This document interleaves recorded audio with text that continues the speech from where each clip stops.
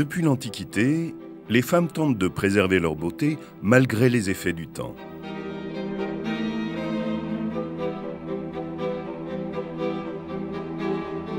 Les dernières technologies médicales innovantes répondent enfin à leurs attentes.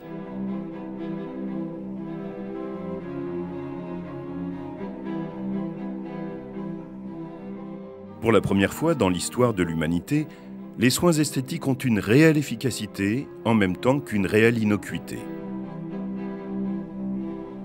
Et pourtant, on assiste à des dérives. À quoi sont-elles dues? Il y a la recherche d'une beauté morphologique. Le visage doit correspondre à un certain nombre de critères. Il faut un front comme ceci, un nez comme cela, avoir des lèvres d'une certaine taille et des pommettes d'un certain volume. Et cette vision esthétique largement médiatisée englobe toutes les femmes dans un même profil standardisé, dans une certaine idée de la beauté, et conduit à des mauvais résultats. Ce que je cherche à faire, c'est une médecine esthétique singulière, individuelle, finalement une médecine esthétique anatomique. Je veux que vous soyez plus fraîche, plus belle, plus jeune, mais toujours vous-même.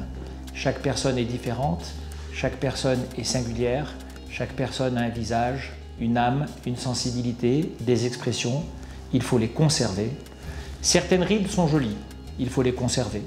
Certaines rides appauvrissent le visage, il faut les gommer. Nous vieillissons pour plusieurs raisons. En premier, il y a le temps qui passe. La peau perd de sa tonicité, elle se relâche et les rides apparaissent.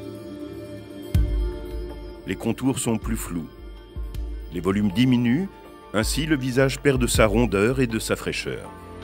À cause des agressions extérieures, en particulier le soleil. Il est un ennemi intime de la jeunesse de la peau.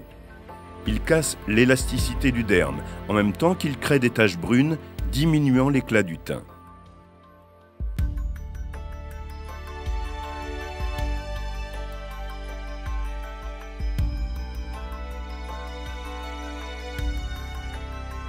Il y a aussi la pollution, le tabac, le stress qui jouent des rôles négatifs. Enfin, les rides d'expression qui se marquent inexorablement. La médecine esthétique a gagné en puissance, car seule, elle permet de répondre à chaque cause de vieillissement en respectant le visage de la patiente, sans bistouri et en toute sécurité.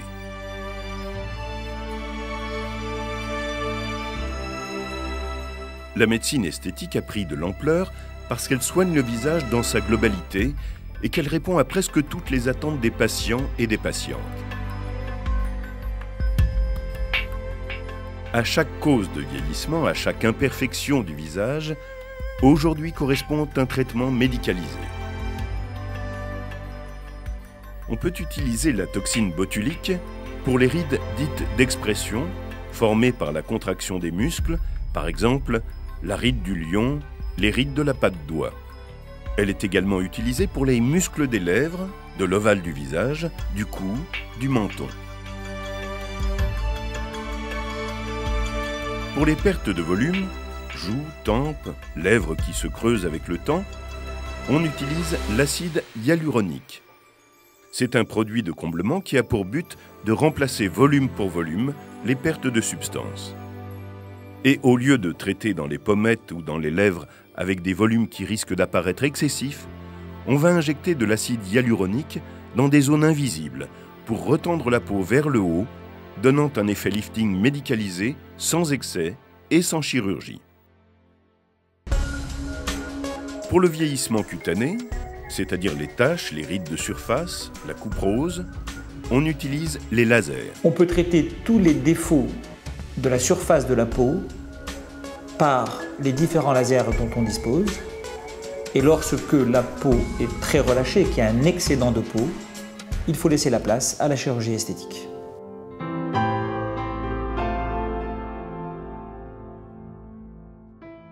Plus tôt on agit, plus le soin est efficace dans le temps. Il faut quand même éviter d'être trop préventif, car on prend le risque de l'excès de traitement, mais probablement intervenir dès l'apparition des premiers stigmates.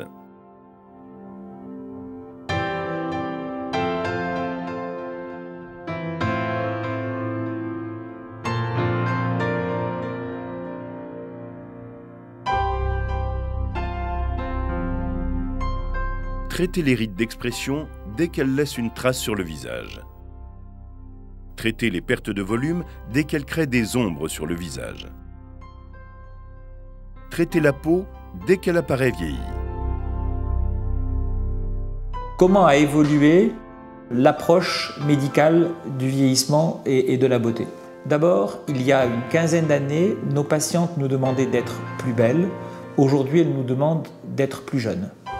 Deuxièmement, il y avait une approche très limitée. Les patientes venaient et nous disaient « je voudrais que vous me traitiez la bouche ou une ride marquée » et nous avions l'habitude de répondre aux questionnements de la patiente. Aujourd'hui, il y a une approche beaucoup plus globale. Nous traitons le visage dans sa totalité pour qu'il y ait un effet tout à fait harmonieux et qu'il n'y ait pas un élément qui soit mis plus en valeur ou moins en valeur qu'un autre. Alors, en fait, ce qui me soucie aujourd'hui, ce sont les sillons nasogéniens. Oui. Voilà, et les rides. Le médecin doit donc trouver un compromis entre le respect des désirs de la patiente et son professionnalisme. Vous décrivez des rides d'expression qui sont les rides inscrites sur le front. Il faut pour cela qu'il analyse avec justesse un visage et les qualités à révéler ou à retrouver de celui-ci. Dans la peau. Ces rides se traitent avec de la toxine botulique. Il faut qu'il sache quels sont les soins qui vont l'embellir et ceux qui peuvent la désavantager. Pour les injections de toxine botulique, les soins sont très rapides et très simples. Les résultats se voient 5 à 6 jours après. Le maximum du résultat est obtenu à partir du 15e jour après l'injection. L'aiguille étant très fine, l'acte est très peu douloureux. L'effet dure environ 5 à 6 mois. Mais ça va, ça fait pas mal. En ce qui concerne l'acide hyaluronique, le résultat se voit plus rapidement, dans les 24 heures, et s'améliore avec le temps. L'effet dure entre 9 et 12 mois. L'idée n'étant pas de paraître plus jeune, mais d'apparaître plus fraîche et plus belle.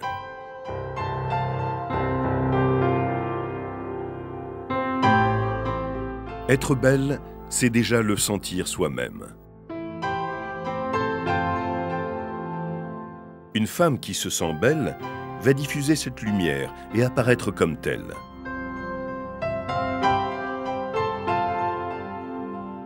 La recherche de la beauté, c'est une recherche intérieure et le visage doit refléter cette beauté.